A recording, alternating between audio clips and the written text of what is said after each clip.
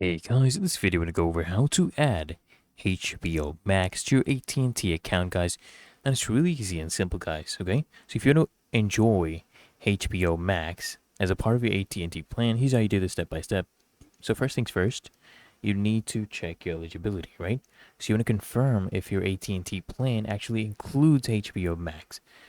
Plans like AT&T Unlimited Elite often offer it for free.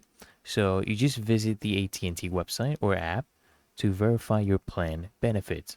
And then you just sign in to your AT&T account. Just log into your AT&T account, using your username and password at the website, or you can use the AT&T app, right?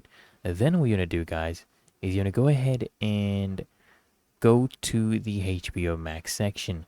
So navigate to the account overview section.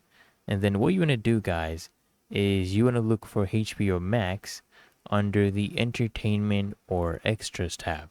Okay. Then to activate HBO Max, this is what you do. You select get started. Okay.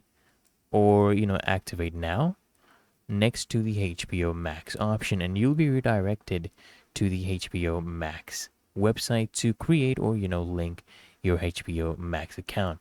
Then what you just want to do is you want to go ahead and download the HBO Max app. So install the HBO Max app from the App Store or Google Play Store. Just open up the app and choose sign in through your provider. Okay, then select AT&T and log in with your AT&T credential.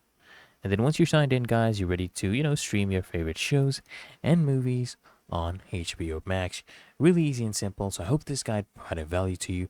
And if it did, guys, consider smashing that like button as well as subscribing to frequently asked questions. And I'll see you in the next one.